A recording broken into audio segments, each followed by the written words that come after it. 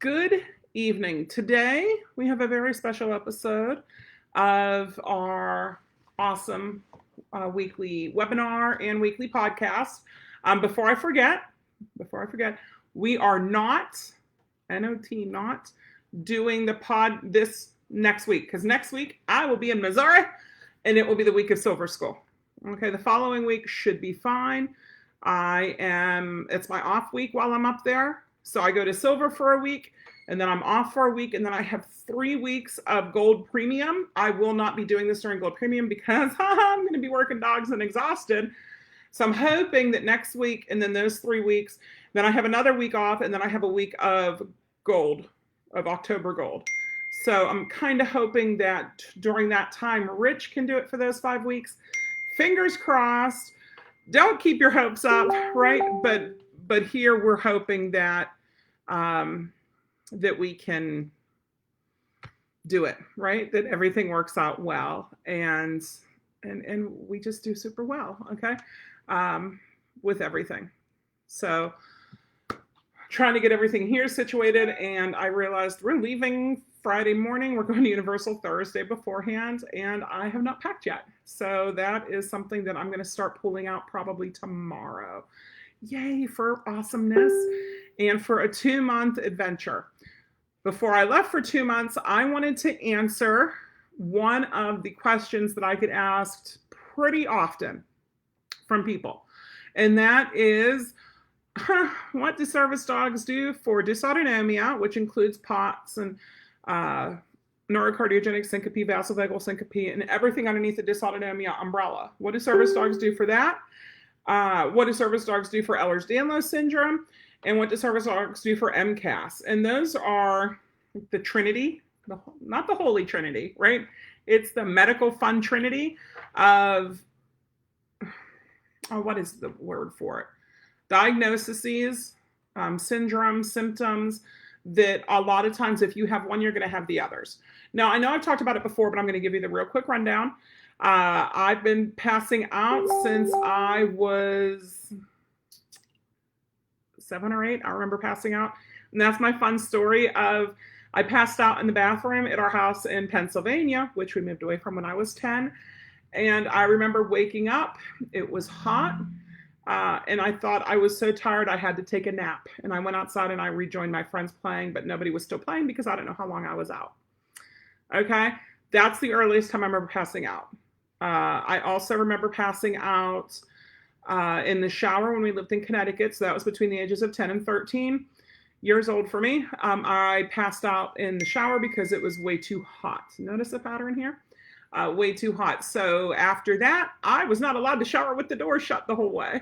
I was definitely not allowed to lock that door. So anytime I was in the bathroom, I basically couldn't lock the door in case something happened and, we needed to get in. And it wasn't because of lack of privacy or anything. It was for my own safety and because my parents were freaking out. Nobody could help me then. Passed out numerous times. Heat, pain, and stress were the big ones. Passing out, here's the fun stuff that I share everything with you guys, and you know it, right? Or I would never say this. Passing out only has happened sitting down while I was in the bathroom. Yeah. Otherwise, I've never passed out while sitting or lying down. I'll pass out standing or getting into a stand position, but never lying down, of course, because your blood is pretty much good across your whole body while you're lying down. And sitting, like I said, just in the bathroom. So that's been my fun. When I was 19, I was out with a friend at Milwaukee's Indian Summer Festival, and I was standing as they were doing the big entry grand parade, and I was hot and I was dizzy, but I was trying to be respectful and stand the whole time, and I ended up passing out. My head popped underneath the bleachers. They sent, because I was just there with a friend. This was back in, I was 19. Well, it was over 20 years ago. So people didn't really have cell phones like we have now. You could have a car phone, you could have a pager, but you really didn't, people didn't have cell phones. Not everybody had them, right? We didn't have cell phones. So pass out, my parents weren't there. I was in Milwaukee. They lived over an hour away. The ambulance came and got me. I remember waking up in the hospital. They did testing. The first thing they wanted me to do was sign stuff. because I was 19 legally, So I signed, and I knew there was something wrong. I didn't know what it was. They referred me to a fantastic doctor. I don't know if he's still in business up in Waukesha, Wisconsin, but it was Dr. Leach, who actually turned out to be my husband's father's, so my father-in-law's cardiologist as well. But that's who diagnosed me at the time. And we're talking mid-90s, okay? Mid-90s. And we tried different meds. We got something that worked out okay. If that didn't work out well, it was going to be a pacemaker, is what they were talking about. And even at the time, I remember when Rich and I were first married, and we got married when I was 21. I've been married for a long time. When I was 21, that was in 97. I remember using our AOL dial-up on our desktop computer. That was an old ancient dinosaur, but still, compared to what we have today. But I remember using AOL dial-up and trying to find information on service dogs and how a service dog could help me, because I knew, even then, I knew that was something I needed to investigate, because traditional, Western medicine was only helping so much. And that was really difficult for me. I needed more help. There were times I couldn't really leave the house. There were times my life had to come to a standstill, because what you going to do, So I looked into it, and at the time, the one person, and again, I've told this story before, right? The one group that I found that was close enough that we could have worked with wanted a $500 application fee before they could tell me if they could help me. $500 application fee. To be told if they could help me, not that's how it starts, just if they could help me. Yikes, right? What the heck do you do for that? So even then I started researching. Now, fast forward, gosh, when was it? If Luke was born in 01, probably 03, I found Boo in the park, right? And so I've worked with her. So I've had Boo, Jedi and Zoe, Arrow and Django, Gypsy, Candy. So I've been training up a lot of dogs for myself. Some made it and did amazing. Some not so much. Like Zoe was retired before she really began fully. She was doing well. And then we found out she had back issues. So she had to be retired. Jedi, while she was getting the training in, her temperament just wasn't cut out for it. So we've had it, and not every dog excels at everything, but because I've got so many people who have reached out to me for Dysautonomia, Ehlers-Danlos, and MCAS, which is mast cell activation syndrome. We'll go with that. I wanted to do this so I could just send people right to this podcast, right to this video, put this video up on YouTube, and just one-stop shop for what tasks can help with those conditions, with those illnesses, with those disabilities. Because here's the fun thing. We never asked for this. And while I'm late at getting the diagnosis for Ehlers-Danlos, okay, it took me how many years to get diagnosed with it. I just thought I was super clumsy. It doesn't negate the fact that I've had it my whole life. When I was a teenager, I played basketball. That was the sport. I mean, being over 6 foot tall, that's the sport that they're going to get me into no matter what, right? And while I was playing basketball, let me see, I think it was both ankles, my left knee, I cracked my ribs, my wrists, my elbow, because I hyperextended. Like, I don't know any of this stuff at the time. My shoulder, I think my neck was fine, but those were the big ones. So both ankles, knee, I think my hips were fine. I don't think I had any problems with that. But cracked ribs, shoulder, wrist, both wrists, and elbow, all were injured in the few years that I played basketball. I mean, granted, I played it a little bit rough, but yikes, right? And I'm still feeling the injuries now that I'm in my early 40s. I'm still feeling the injuries from that. And that's one of the reasons why I never really pushed Luke to do any sort of hard sports like that, because over 20 years later, gosh, what, close to 30 years later, and I'm still feeling that, and it hurts, and it's hard. And I just thought for the longest time that apparently people weren't meant to be over 6 foot tall, and it caused all the issues just being the height that I am, and it's not that. It's the EDS, right? Okay, so here we go. Grand task list. Are you ready? Get a pen, paper, jot this down. This is what I tell people. Write them down. Anything you think can help you mitigate your disability, and anything you think would be nice and benefit you, period.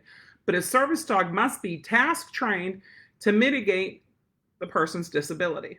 Okay, 1 service dog per person, or 2 service dogs per person, but you don't share your service dog with other people in your house. So if it's a service dog for you, it's a service dog for you. It's not a service dog for you, your husband, and your kid. And they have to mitigate it. So and you want at least 1 good task.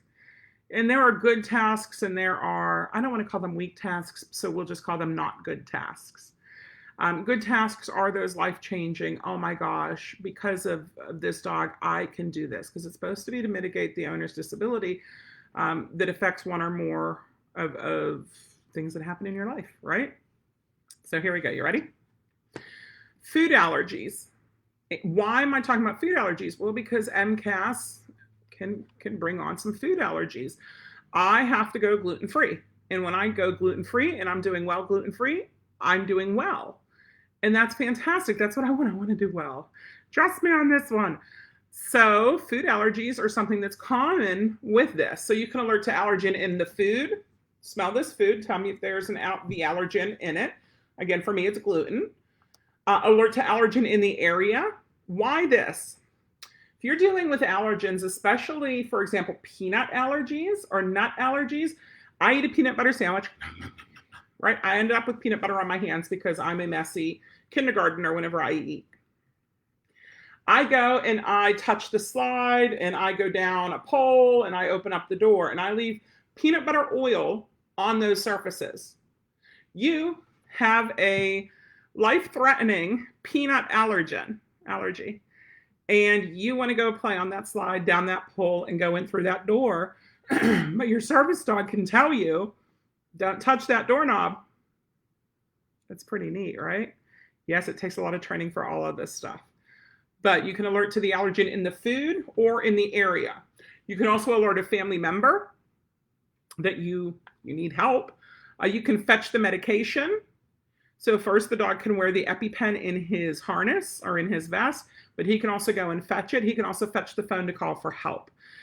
Now, there is something called a Canine phone, okay? And the dog goes and basically pushes a button, and it's pre-programmed to dial whatever, dial 911 usually. I personally have not seen one, because who has a house line anymore, right? Everyone has a cell phone. But if this is something that you need, it's something that you can look into, and we can look into it. You can also do you remember back in the 80s and 90s, the help, I've fallen and I can't get up commercials? There are different things, if you do fall down, your dog can go and do to get that help. Or use the technology that's available to you. Get yourself an Apple Watch. It has the fall alert. So if I fall, and it's happened a couple times, it'll ask me if I'm okay. And if I'm okay, I say I'm okay. If I'm not okay, it will go and alert everybody that I put on there for them to alert, along with sending an ambulance to my exact location. Now that is pretty sweet to be able to do that, okay? So those are food allergy tasks. And of course there's more. This is what I have. This is what I have started for people. And it works, right? Guiding, because sometimes you are out of it and you need that extra help. Era did this, Django does this, and Candy does this very well. So guiding, assist in safely crossing the street, assist in safely maneuvering across the parking lot. They're similar, I know. I'm not going to say that's 2 tasks, but I want stuff to kind of, oh yeah, that would be nice. I don't want you to say, I can cross the street safely, but I'm terrible in a parking lot because I get very frustrated whenever I hear the cars starting up, and I kind of lose where I am, okay? So that's why I wanted to add those. Avoid moving objects. Block for moving towards danger, like a busy road, away from home. Block me when I'm trying to move away from home, etc. Guide the person home. Guide the person to the exit. We do that one a lot. Guide to an exit. Guide to a safe place. Sometimes it's guide to a chair. Guide to a specific item. Sometimes it's guide me to the chair. Guide to a specific location. Take me to mom's house. Take me to the front door. Guide to a specific person. Go find Rich. Just guiding in general, just so I can tune out everything that's going on and concentrate on standing up and maintaining my upright position without passing out. And the dog can guide me to where I need to go, right? And that's happened before I was in pain. Karen and I were at Universal, and we had Holstein and Candy. This was a couple years, last year sometime it must have been.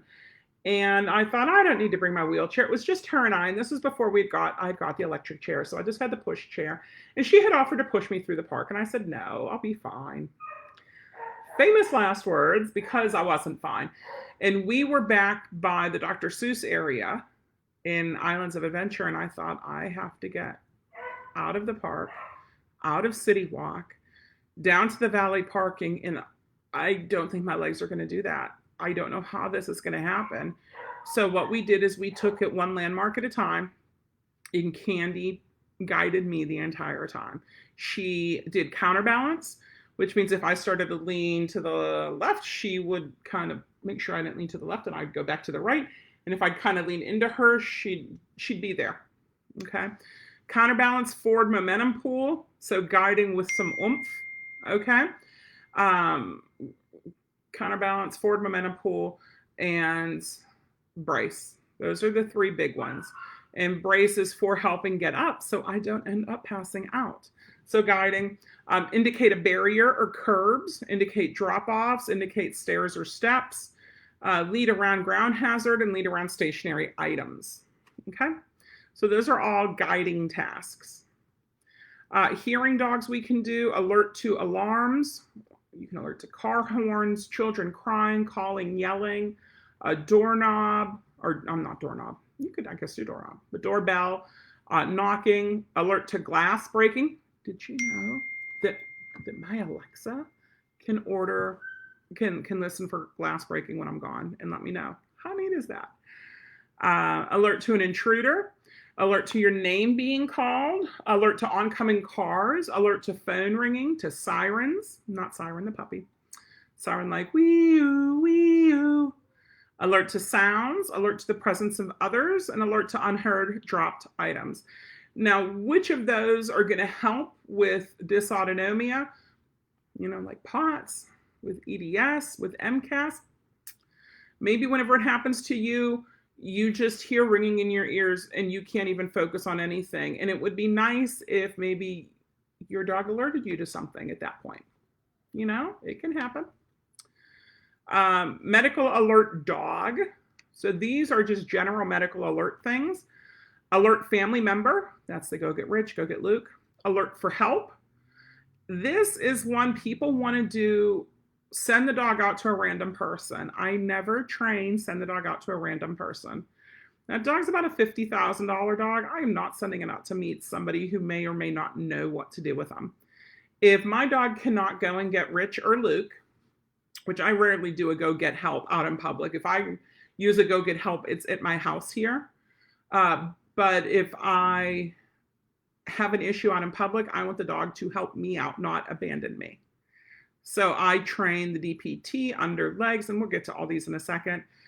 Just lie down beside me, put your body right beside me, stay with me during the event, and help me reorient afterwards. Those are big ones for me personally, okay? So alert for help, I don't do that one for my personal dogs. Doesn't mean it's not going to benefit you, I just don't do it for my personal dogs. Alert to changes in medical condition, low blood sugar, impending seizures, cardiac rhythm disturbances, blood pressure, cortisol. People ask me all the time, what do you alert for? What does your dog learn to alert for dysautonomia? I don't know. I don't know if it's the rising pulse. I don't know. Heart rate. I don't know if it's it lowering. I don't know if you put off a scent. So what do? We teach the dog that scent means something, and we work on getting you scent samples. So then we have trained it. Now, some people will tell you the same thing that you should tell people with diabetic alert dogs is it's magic. And the dog will magically find out what it is and let you know. Baloney. It is not magic. It is a scent that, or a sound. Scent, sound, maybe you look a certain way before it happens, but your dog can pick up on it. A lot of times they just don't know exactly what it is that's being done. Okay.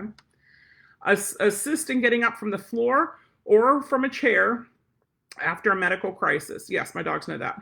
Assist in sitting or laying down in cases of impending medical crisis. Oh yeah, my dogs are good at that one. And that's that brace. That's where that comes in too.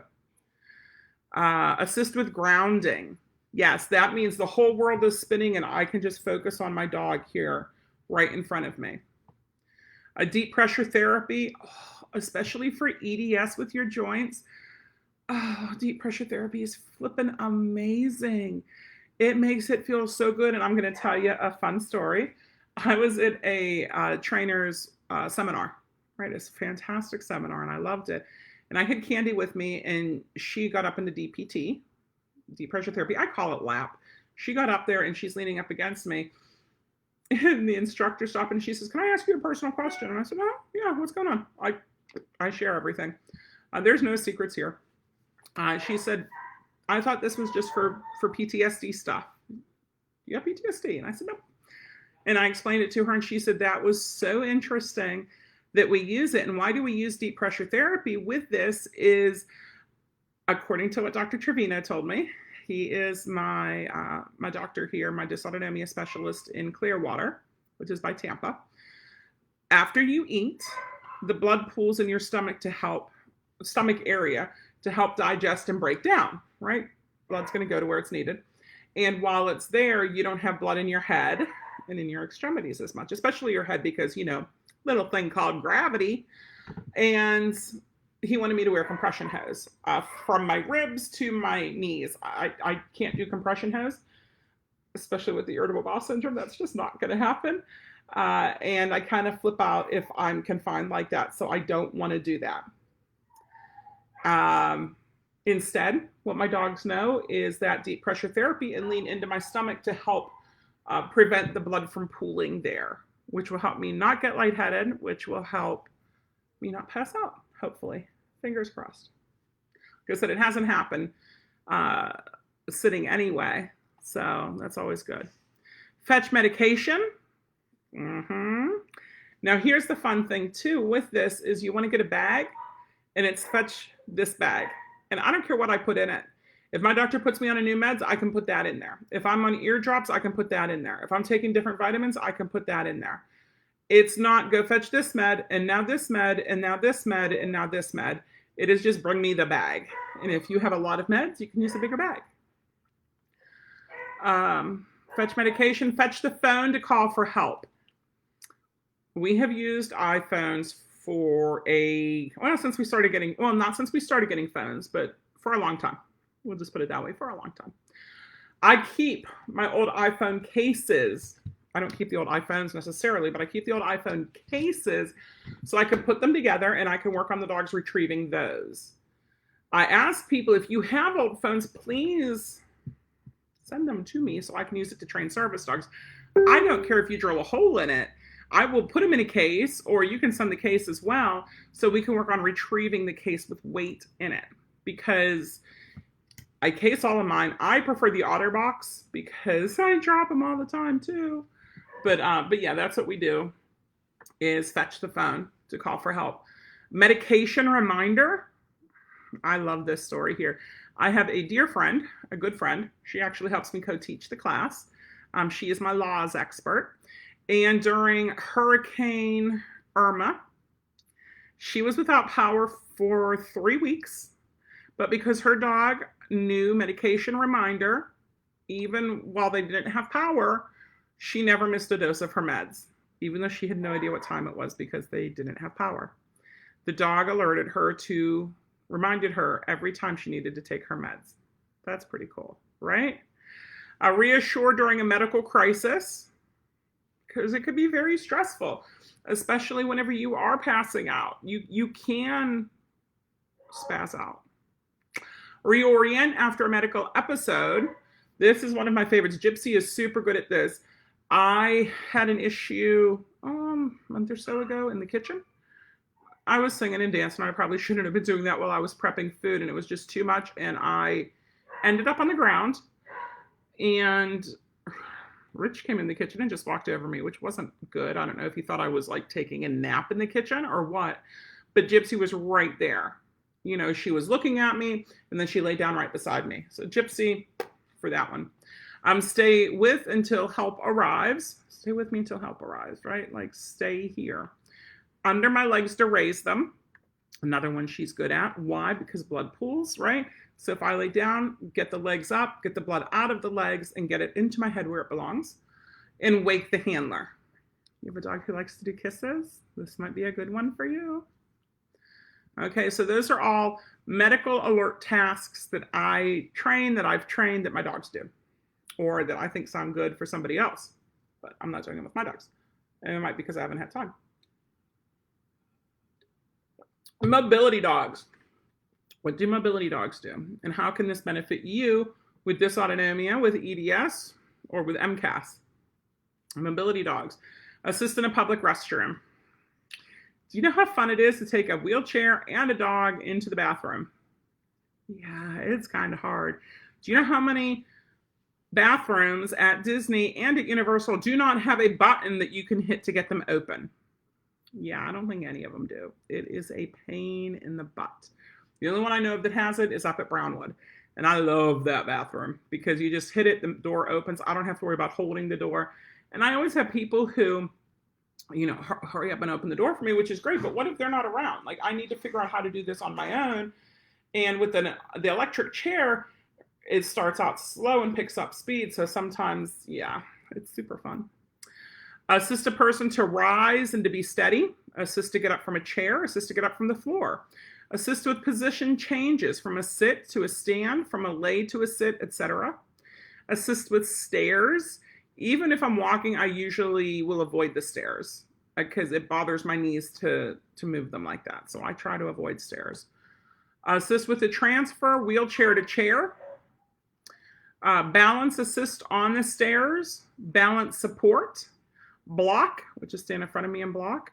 Cover is stand behind me and block. Brace. Bring a note to a person. It's a mobility task. How big does a dog have to do to deliver a note to a person? Like any size, right? A 2-pound Yorkie could deliver a note to a person. So would your 2-pound Yorkie be a service dog then? Depends on what other tasks he's trained for and what your disability is, right? Carry/deliver an item to another person. So we do this all the time with ours, especially Gypsy loves it. You know, here, go give this to Daddy. Here, go give this to Vicky, right? Carry grocery bags. How big does a dog have to be to carry grocery bags? It depends on what's in the grocery bags. A grocery bag of bags or a grocery bag of bread is going to weigh a lot less than a grocery bag of laundry detergent and canned goods. You know? And what type of bag are you using? Are you using a plastic bag or are you using one of the canvas bags? So I'm going to recommend a canvas bag. And this is one thing that we taught one of our poodle service dogs was carry grocery bags in. I carry items to another room. And this could be, here, go bring this to the living room. Go bring this to the bedroom. Carry items up or down stairs. Carry mail.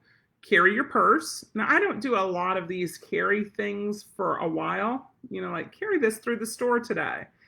But if, for example, if my wrists aren't doing well, it might be nice to say, here, carry this, you know, across the house for me.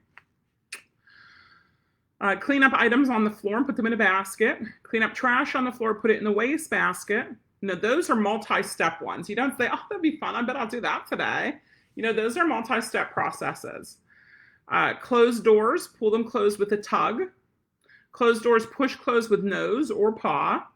Close the washer or dryer with nose or paw. Counterbalance, I talked about that one. Cover, talked about. Deep pressure therapy, talked about. Deliver money or credit card to cashier. Deliver item from the cashier to the handler, maybe your receipt. Drag the laundry basket. We usually recommend attaching a tug or something, a rope to it to make it easier. Maybe even putting it on wheels. Rich has these little moving dolly things that are just little wooden squares. So that would make it a lot easier for the dog, and it would save your floor. Fetch medications. Again, put them in a bag, and not just like a zippy bag, like a canvas type bag. Forward momentum in a wheelchair, possibly. My dogs do not pull me in a wheelchair. Era we did play around with because he was an adult 65-pound all-muscle Malinois. Jenga will probably play around with, but since I have my electric chair, I don't need it. And pulling a wheelchair is going to put a lot of pressure on the dog's body, and I don't need it because I have an electric chair that was under $3,000. So, yay. Forward momentum when walking. I use that one all the time. And they do need to have that special harness for it. Don't just hold on to your dog's collar and say, pull me. You know, you need to have that special harness, and they need to know what to do in that harness. And this is why I don't use harnesses in my normal dog training. Now, my puppies can start off on harnesses, and I'm sure it surprised some people whenever I told the people I want the puppies to go home in harnesses. But, you know, that's what they're for, is good for puppies. And then if they need it whenever they're service dogs, we do that too. Help sit up if slumped over. Help sit me up. Hold item. An oops pick up. And this is mine. This is one of mine. So if you hear somebody talking about oops, that's a Vicky one. What that is I'm very clumsy. If I drop something, what am I going to say? I say oops. And Gypsy knows when she hears oops, she comes and picks it up. So a fun story is my mom was visiting a while ago, and she dropped her glasses on the floor. And what does she say when she drops something? What do most people say when they drop something? Oops. Gypsy comes, picks up her glasses, and brings them to me. My mom and I sound very much alike. Open door by pushing the handicap button. Open door by pulling open using a tug. And open door by pushing open with nose or paws. There are 3 different tasks for the same thing. It depends on what type of door it is. Okay. Open door, sliding door. Sliding doors are usually pretty heavy. You know, so you need to know what it is and not be reliant on just the one thing. Open, close the bathroom door. Remember whenever I said I pass out in the bathroom?